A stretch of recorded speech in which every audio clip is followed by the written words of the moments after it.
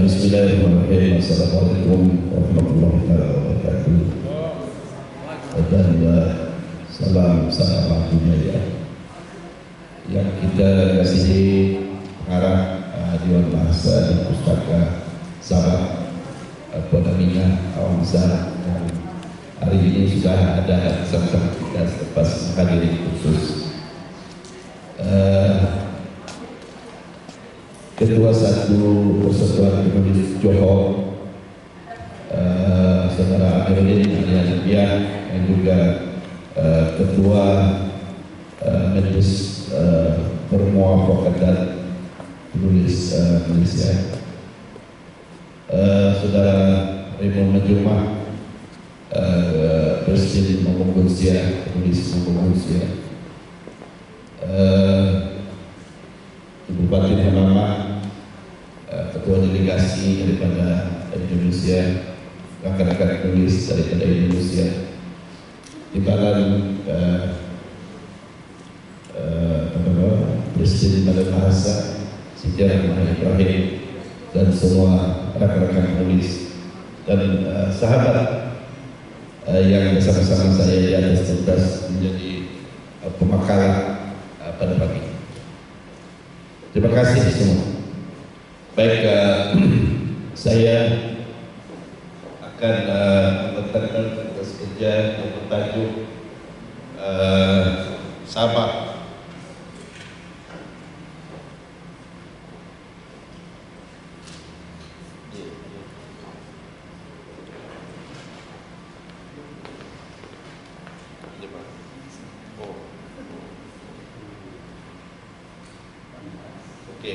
Saya akan membentangkan saya lupa letak tajuk. Tajuknya sebenarnya Kota Kinabalu sebagai ibu kota Puisi Isi.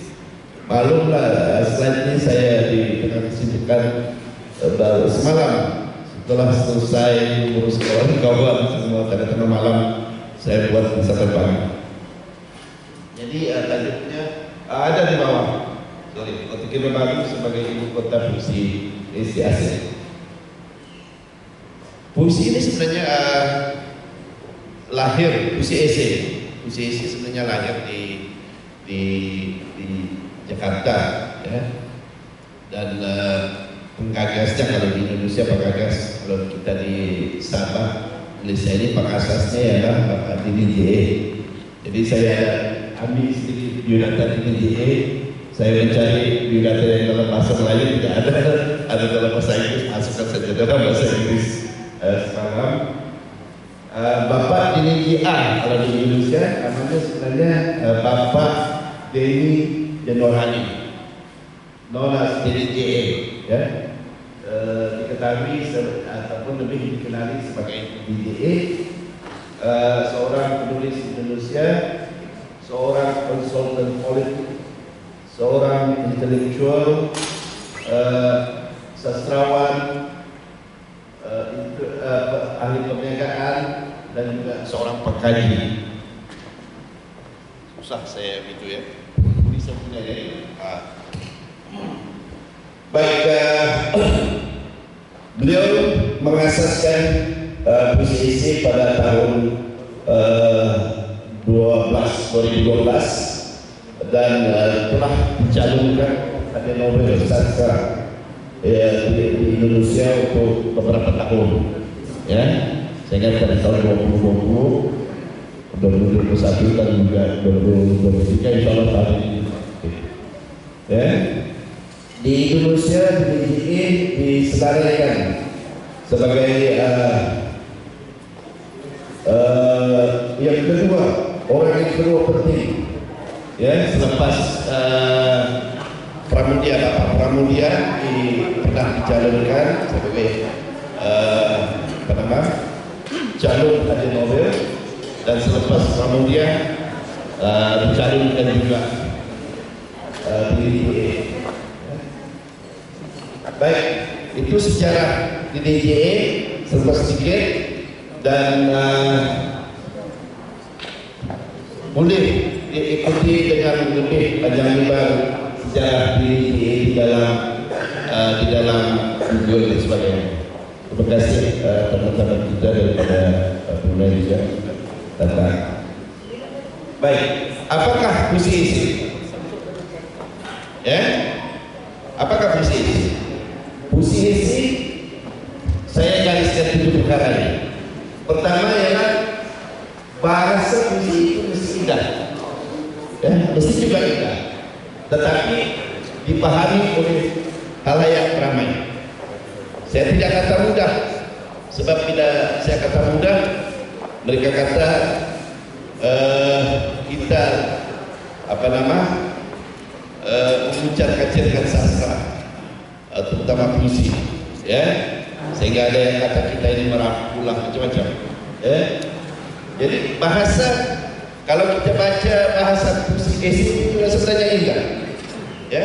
Kalau kita baca puisi ini itu indah, ya, sangat indah, ya. Malah kadang-kadang berfalsafah dan sebagainya, tetapi mudah dipahami. Oke. Dan kedua ialah naratifnya digerakkan oleh watak dalam jaringan plot yang tidak kompleks. Ya, mesti ada naratif, ya, mesti ada cerita, ya. Cerita itu mesti digerakkan oleh seorang watak. Biasanya kalau di DJI dia menggunakan watak orang yang ketiga, ya. Kalau kita di sinilah istilahnya orang yang ketiga, ya, menggunakan nama orang dan sebagainya. Ada juga yang menggunakan watak orang pertama, ya, aku. Tetapi ada jalinan plot. Plotnya tidaklah kompleks, ya. Bukanlah seperti plot dalam novel. Novel ada jungkir baliknya, ada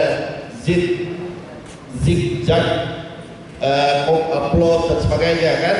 Ada plot yang kehadapan. Jadi ini plot yang konvensional, ya, cerita yang konvensional tapi menarik, ya.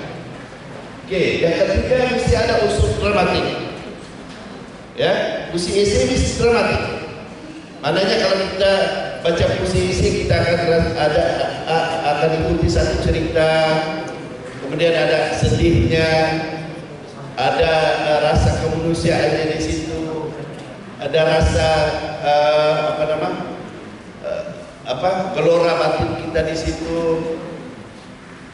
dan sampailah ke ujung cerita. Mesti ada unsur dramatik, ya, supaya kita boleh adaptasi ke drama, adaptasi ke teater, ya, gitu. Oke. Kemudian yang keempat, ukuran panjangnya.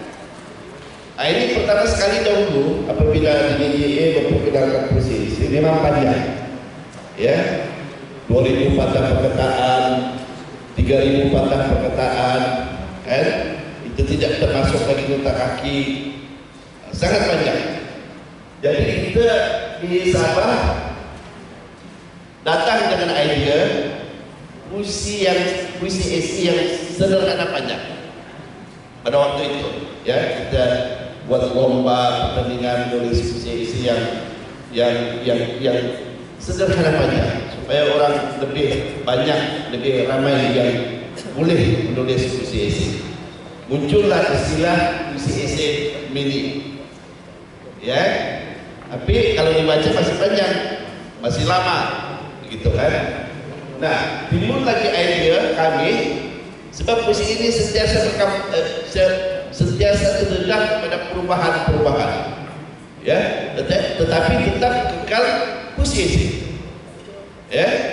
Oke, apa perubahan berikutnya? Kita mendapati bahwa puisi isi itu terlalu panjang untuk diklamasikan. Kalau seseorang membaca puisi isi mungkin bosan, ya, terlalu panjang, ya. Ini ada pernah pengalaman satu ketika saya di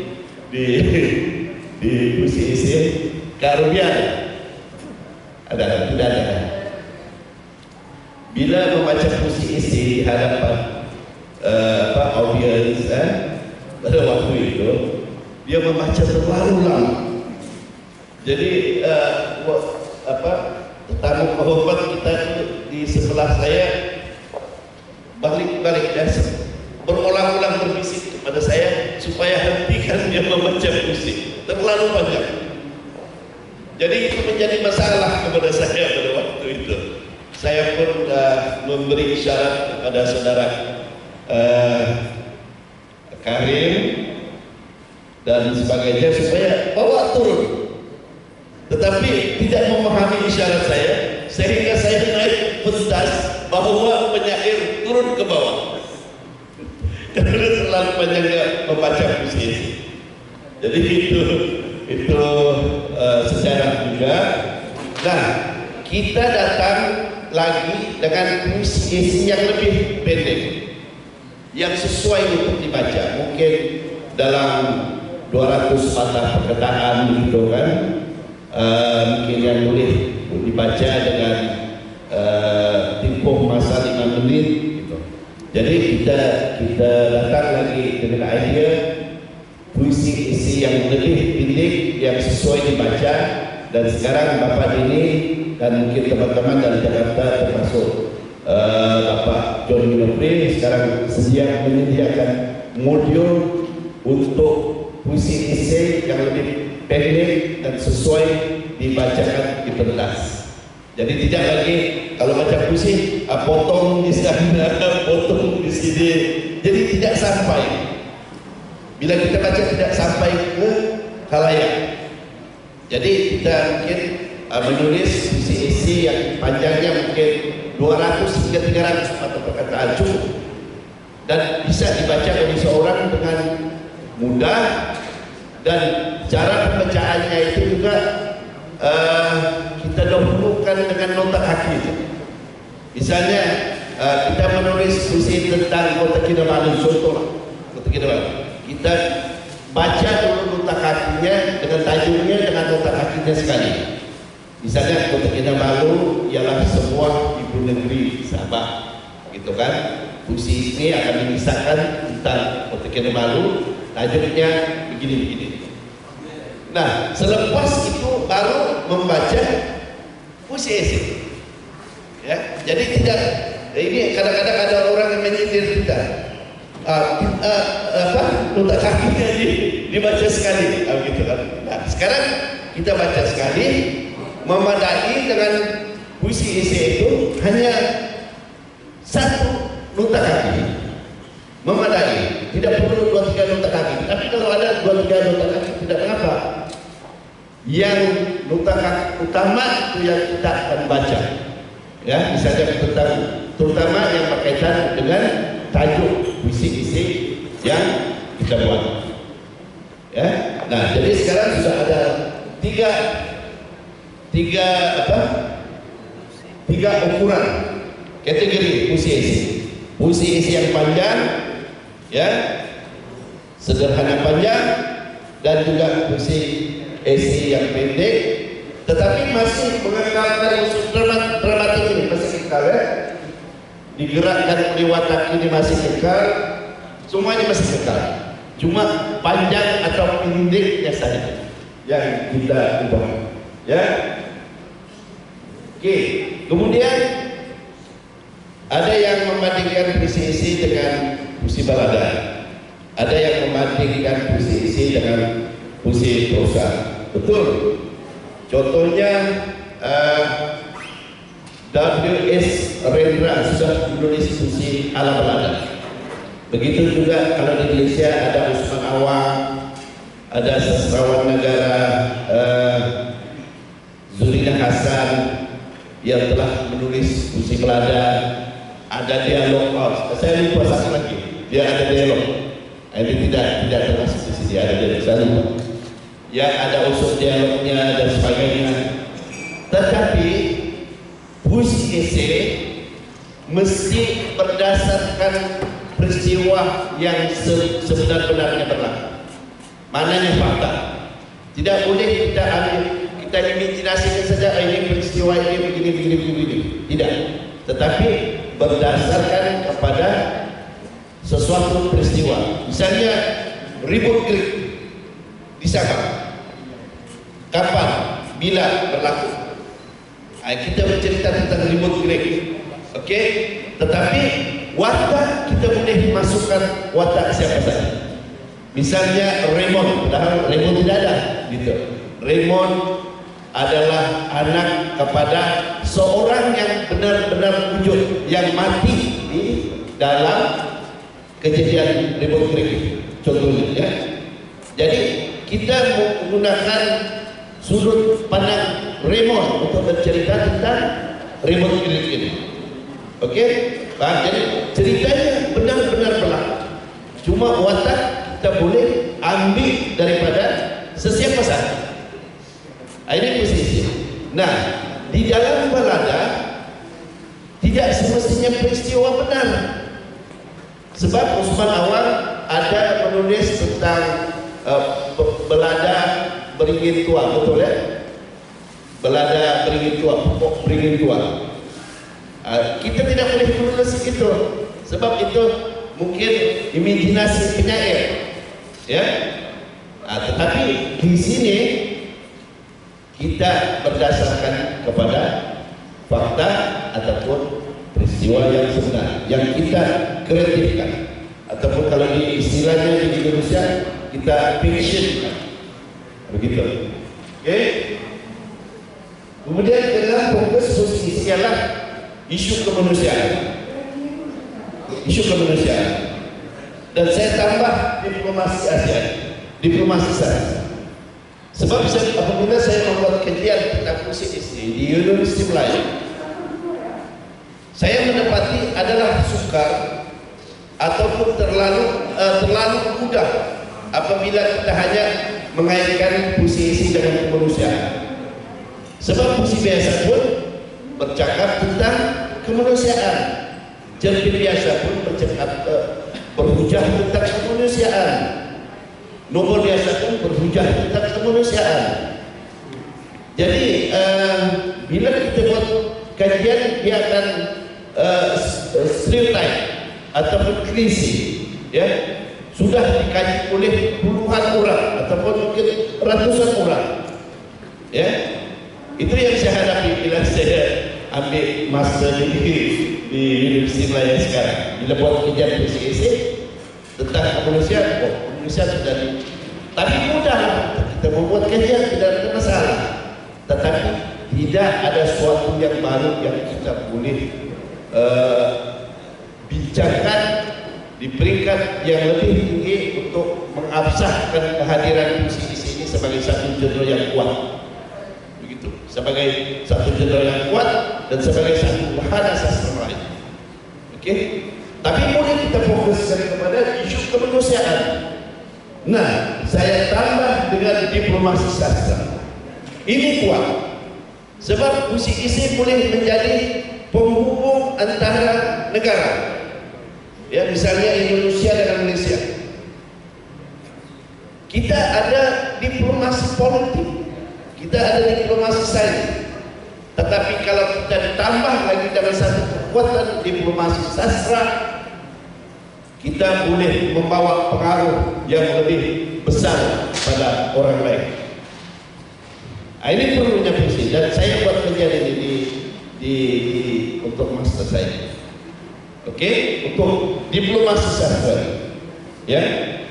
Oke, kemudian yang ketujuh, sekurang-kurangnya memiliki satu luka kaki, rujukan. Ya, sebenarnya 8 ya. Tadi saya lupa, 8 dialog lagi. Mesti ada dialog dalam puisi. Saya sering polos. Oke.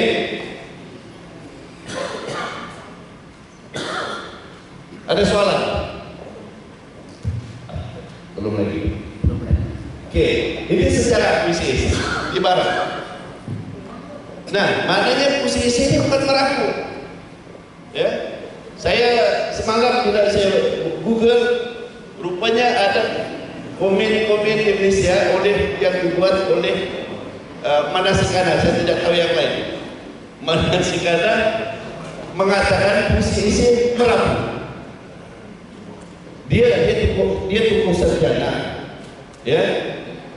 Dia tokoh sejarah, sepatutnya dia tidak boleh buat kenyataan itu. Bagi saya lah, tidak boleh buat kenyataan. Contohnya begini ya, Manasikana juga membuat teori tekstialisme. Ini benda baru, betul ya? Mungkin ada studio di dalam habis. Oke, ini benda baru, ya. Jadi bila jadi benda baru, kita boleh saja panggilnya merapu, betul tidak? Tetapi dia kata dia boleh buat benda baru, kita tidak boleh buat benda baru. Itu dari segi integriti akademik kita tidak begitu sesuai. Oke, ini sejarahnya. Dulu pada tahun 2006, John Barr, seorang pemimpin Poetry Foundation, menulis sebuah buku berjudul American Poetry in New Century. Ya. Kemudian John Barr mengatakan kritikan terhadap perkembangan John Barr mengkritik terhadap perkembangan puisi di Amerika Syarikat pada waktu itu yang menurut beliau tidak berkembang sesuai zaman. Ya, ini juga terpakai di belahan lain dunia, termasuk di Indonesia dan juga. Oke. Kemudian John Barr mengemukakan pandangan bahwa puisi tidak berkembang sesuai zaman. Oke, kehidupan semakin berubah, tapi puisi tidak. Maksudnya, kalau kita bicara tentang seni untuk seni, kita hanya yakin kepada itu sampai bila-bila. Jadi kita seolah-olah kita tidak boleh langgar itu. Ya, kita tidak boleh kata puisi untuk kemanusiaan, puisi untuk masyarakat, puisi untuk itu, puisi untuk itu. Tidak. Jadi mereka hanya taksub dengan puisi seni untuk seni. Jadi bila seni untuk seni, kita cipta puisi, puisi yang sepatutnya kita boleh paham, semua orang boleh paham, menjadikan puisi yang kita tidak boleh paham. Banyak dan banyak puisi saya yang tidak dipahami oleh orang lain. Dia baca dia tidak paham puisi saya. Contohnya sebelum ini saya tulis puisi kamus, walaupun menang hadiah sastra Sabah, tetapi orang tidak paham apa itu kamus. Apa maksud saya dengan kamus? Terlalu metafora. Ya, yang saya sendiri yang paham. Dan kadang-kadang bila saya baca balik, saya pun tidak paham apa yang saya tulis. Kan? Selalu begitu. Nah, puisi esai kalau tidak berkembang, tidak berubah, puisi ini kalau tidak berkembang, tidak berubah, lama-lama orang akan lupa puisi. Orang tidak akan puisi dan sebagainya. Dan bila tidak puisi inilah yang benar. Ini John Barr ini sudah mulai memikirkan bahwa puisi akan hilang. Kemudian Joseph Epstein mengatakan puisi ini akan terbunuh. Ya, akan terbunuh.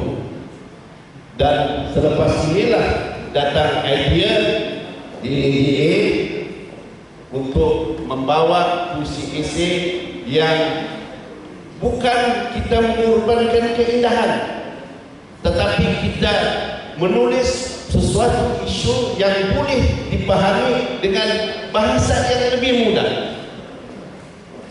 Itu maksudnya. Tetapi kita tidak mengorbankan keindahan. Ada unsur falsafah, ada unsur itu, ada unsur keindahan yang tetap kita pertahankan. Jadi tidak merapu, tidak timbul soal. Saya pikir tidak sama sekali tidak timbul soal merapu. Ya, dan kita ada pilihan. Manakala ada pilihan memilih untuk mencipta teori tekstialisme, manakala orang lain mencipta teori lain.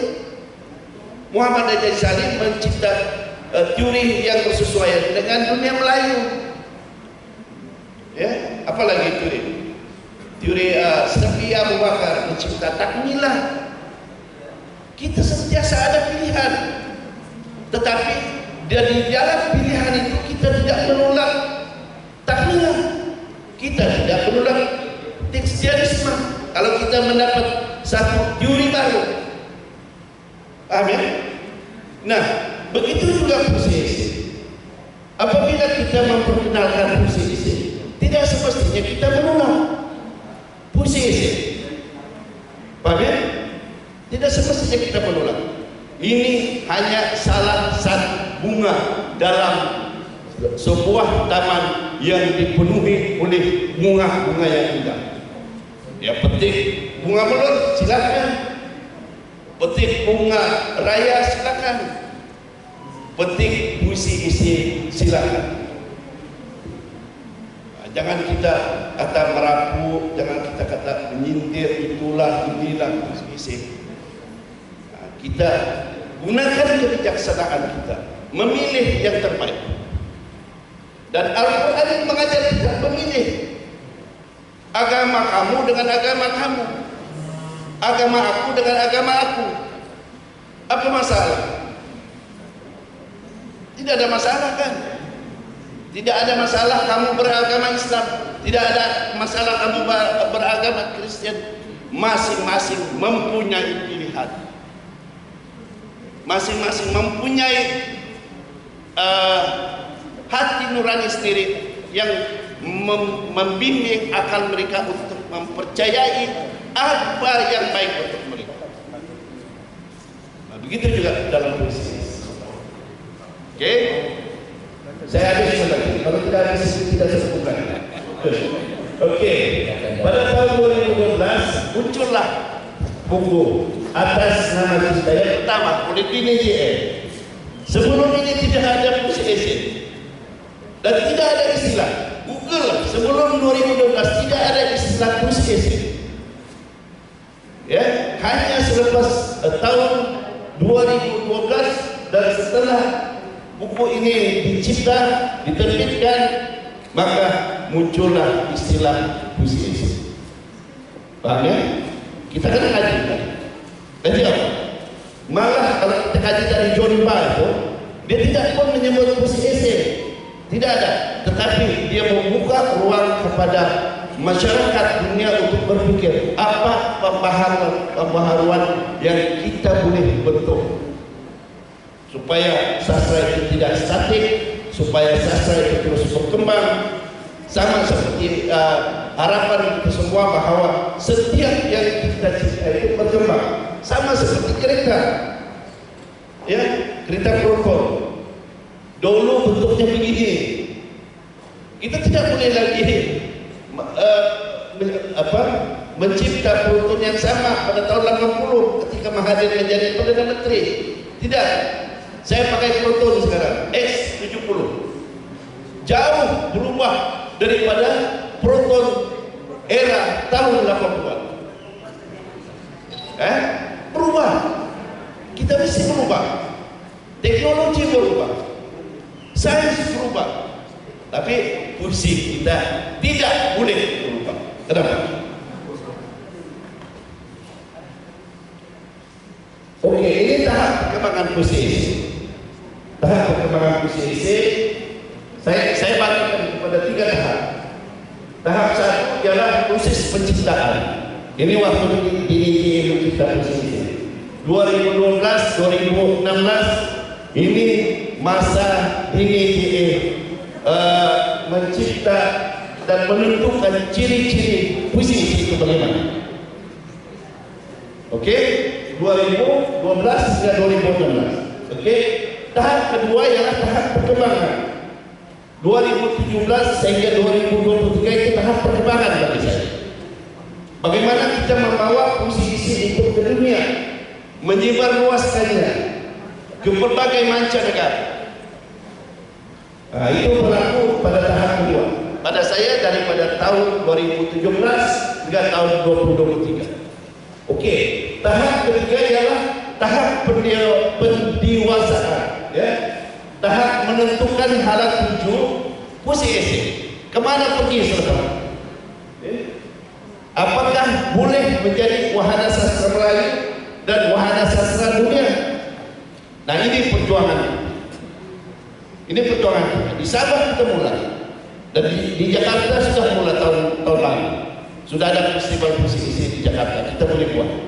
Nah itu mesti diteruskan. Mungkin besok ada musik isi, festival musik isi di Brunei. Kita boleh buat, kan? Boleh mana ya? Mungkin tahun depan tidak ada masalah. Kita boleh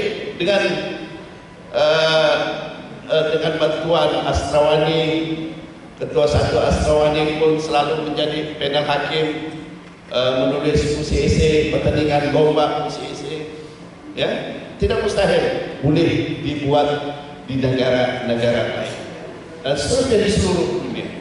Nah ini cara kita untuk mendewasakan musik isi sehingga mendunia, sehingga sampai ke tahap yang orang tidak lagi boleh mempertikaikan apa itu musik isi. Oke, cara-cara mengembangkannya bagaimana? Nah, di Indonesia musik terlibat dalam pro dan kontra. Betul tidak boleh di Indonesia waktu itu, waktu awal.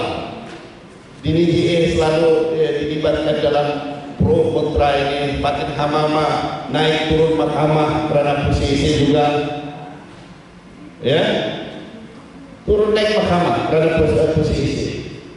Oke, begitu juga di Indonesia adalah tidak ramai, ya. Misalnya adalah Manasikana tidak bersetuju dengan musik, tidak masalah, tetapi jangan pakai merapu, ya. Musik merapu itu tidak betul, ya. Sebagai seorang ahli akademik dia tidak boleh begitu, walaupun dia tidak tunjukkan kepada saya atau badan bahasa secara khusus, tetapi sebagai ahli akademik dia tidak boleh mengatakan. Oke, kita pro kontranya itu tidak sehebat di Indonesia, ya, yang mungkin ada 1-2 orang saja yang tidak bersetuju, tapi yang lain itu ikut bersama dalam bisnis. Oke, kemudian musik isi mesti diurus sebagai produk. Ini kita mesti urus sebagai produk. Musik isi untuk memperkembangkan musik isi, kita juga mesti menjadi ahli perniagaan.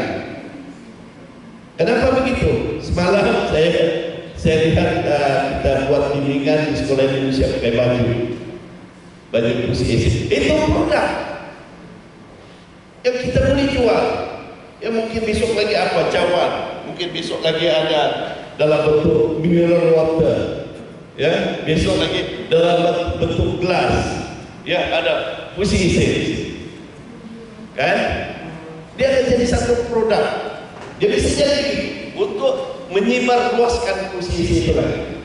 Selain daripada masuk dalam bahasa dalam kamus besar Indonesia sudah masuk dalam kamus Indonesia, mungkin selepas ini mungkin boleh dimasuk, begitu juga dalam kamus sastra di Indonesia mungkin boleh masuk selepas. Oke, nah, tapi itu proses yang agak lama, tidak mengapa. Yang penting berterusan, festival berterusan, ya, lomba berterusan, produk sentiasa ada di pasar. Oke. Kemudian dia juga melibatkan strategi pemasaran secara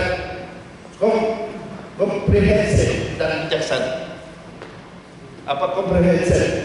Maksudnya kita mesti memasarkan musik isi ini secara menyeluruh dalam berbagai peringkat sekolah ada, peringkat universiti ada, peringkat sekolah menengah ada, peringkat tinggi ada. Ini kita mesti buat. Kalau kita tidak buat, musik isi itu tinggal akan jadi hilang akan. Sama seperti suatu ketika kalau di Indonesia inilah, ada di Indonesia ada satu ketika ada semua orang bercakap tentang sastra Islam. Sekarang orang tidak lagi bercakap tentang sastra Islam, hilang itu saja. Oke, nah saya selagi hayat saya masih ada, alang-alang berjuang, kita mesti jadikan musik isi ini sebagai satu genre sastra wahana sastra Melayu yang berlembaga di dunia ini. Ya, alang-alang berjuang. Oke. Ini strategi pemasaran UCC di peringkat kelompok. Satu, apa? Mesti ada ibu negara baru. Ini baru saya bicara tentang ibu negara baru. Nah, UCC harus ada ibu negara. Tempat lahirnya ada, ibu negaranya juga. Nah, kalau Jakarta boleh pindah ke Kalimantan, UCC juga boleh pindah ke Kalimantan, tapi utara sedikit di Sabah. Oke. Bapak ini lebih awal daripada Jokowi tentang ibu kota. Oke. Kemudian pengajuan pusat UCC. Nah, alhamdulillah kita sekarang di setiap bulan 12 kita ada festival UCC di Jakarta. Yang baru-baru ini ada EP, Ciadi ada datang. Nah, ini mungkin tahun bulan 12 ini ramai teman-teman dari Sabah boleh datang ke Jakarta, pesawat sudah ada. Jadi ini UCC, ya, yang kita mesti buat festival di mana-mana. Di Sabah kita sudah ada festival. Oke, itu kita bahas. Oke, kemudian kita mesti terbitkan buku UCC. Mesti terbitkan. Di Sabah saya kan sudah lebih 10. UCC. Saya akan ada menyusul ada atau lebih UCC, kumpulan UCC saya. Yang lain-lain juga bisa menulis UCC. Ya, setiap satu negeri bisa ada 9 wali songo. Di Riti ada 9 wali songo, di Sabah mesti ada 9 wali songo lagi. Untuk UCC. Oke. Lebih banyak seminar kita mesti buat. Ya, seminar kita mesti buat. Nah, di peringkat sekolah mesti ada lomba puisi esai. Di peringkat sekolah menengah bawah, sekolah menengah atas mesti ada lomba puisi esai. Saya lahir daripada produk itu. Ada lomba menulis puisi di sekolah saya dan saya akhirnya jadi penulis. Ya. Nah, kalau kita buat lomba puisi esai, mungkin akan lahir 2-3 orang, kalau tidak banyak pun 2-3 orang penulis puisi esai yang hebat di peringkat sekolah. Kita bisa buat. Kalau kita tidak boleh masuk berceramah kepada pelajar di peringkat sekolah, kita buat lomba untuk pelajar sekolah. Nah, ini cara yang kalau kita tidak boleh masuk, kita buat cara lain dari luar, kita menyisip masuk. Oke. Begitu juga baca puisi kita buat. Ya. Nah, kita memperkenalkan cara baca puisi kita. Macam mana? Dia mesti beda ataupun berbeza dengan kalau di Malaysia ada Alaga Pena, baca puisi Alaga Pena. Itu berbeza. Ada artistik. Nah, puisi esai cara pembacaannya berbeza dengan cara artistik dan juga cara Alaga Pena di Malaysia. Jom berdiri tegak membaca begitu apa semua itu.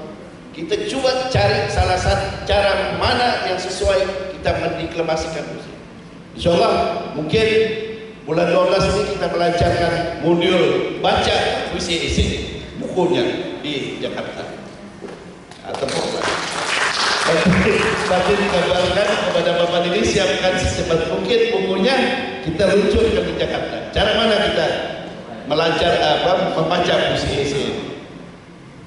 Biar dunia tahu, oh membaca puisi esai caranya begini, menulisnya begini, membacanya begini. Oke? Kemudian kita akan melakukan pengusahaan kemanusiaan dan diplomasi ASEAN. Ini saya buat di Sabah. Tapi saya tidak hanya untuk orang Sabah, untuk diplomasi sastra. Kita mesti mendunia, kita mesti memikirkan jauh ke hadapan, luas penangan. Ya, sebab itu kalau ada dari Brunei selepas ini, ayahanda ini memperjuangkan puisi esai di Brunei, kita bagi anugerah kepada beliau. Begitu. Ya, ada dari Sinajung Amir memperjuangkan puisi esai, kita bagi anugerah kepada Amir itu. Nah, sekarang dia masih lagi senyum-senyum.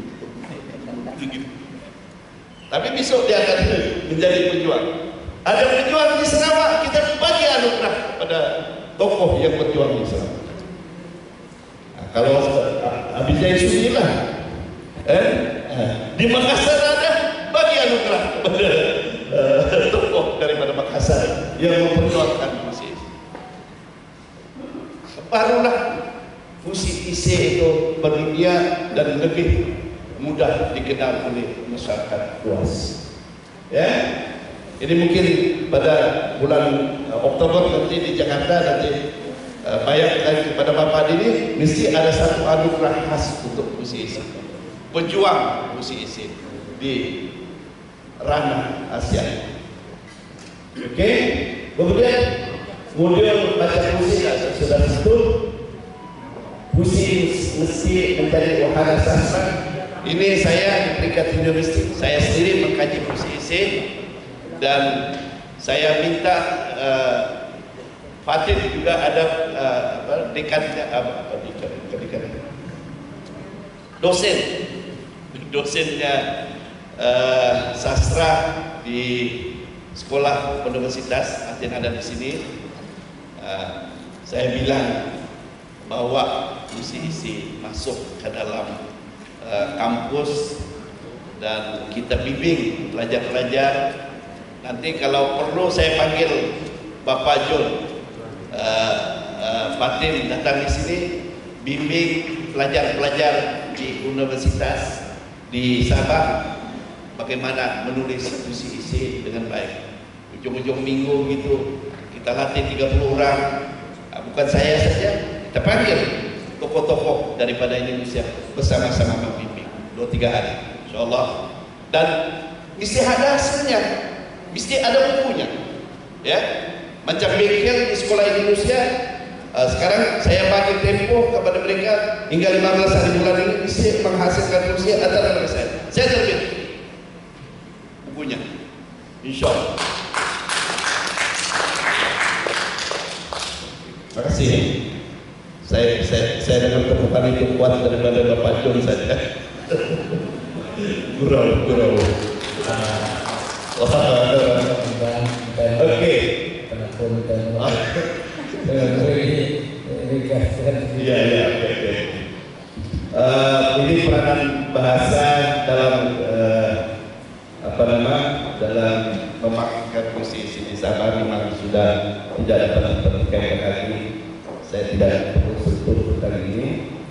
Dan satu lagi, apabila saya memperkukuhkan puisi esai di Sabah, saya harap ini membantu kepada usaha saya untuk menjadikan Kota Kinabalu sebagai kota literasi ataupun kota sastra dunia yang diiktiraf oleh UNESCO. Ya, ini visi saya. Ya, mudah-mudahan tercapai dan mungkin selepas itu ada wakil BPK atau wakil daripada bahasa, wakil kerajaan negeri pergi ke Paris, ambil surat ataupun watikah pelantikan itu di sana. Mungkin mayor ke apa semua. Oke, ini cita-cita saya. Ya. Nah, ini kita punya peta di Borneo. Oke, tidak jauh itu kota ibu kota baru Indonesia dengan Sabah, dekat. Oke, ini program antarabangsa yang dibangun posisi kita buat sudah dari tahun 2017 lagi sampai sekarang. Nah, ini buku-buku antara buku-buku puisi yang telah ditulis oleh beberapa penulis dari Indonesia dan juga daripada Sabah. Yang di tepi itu, lihat bagaimana puisi terus berkembang. Yang di tepi itu, judulnya susah disebut, ya. Dihasilkan oleh NBTN, ya. Sudah almarhum. Tapi puisinya masih diperkatakan, bukunya tinggal jadi kenangan buku puisi beliau. Oke. Dan ini juga kita juga mesti menulis puisi esai untuk ketua menteri. Kita juga menulis puisi esai untuk perdana menteri. Siapa saja yang kita tokoh-tokoh yang kita sayangi dan sebagainya.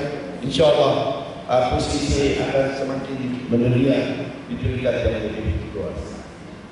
Semoga berjaya. Sekian, terima kasih. Assalamualaikum warahmatullahi wabarakatuh.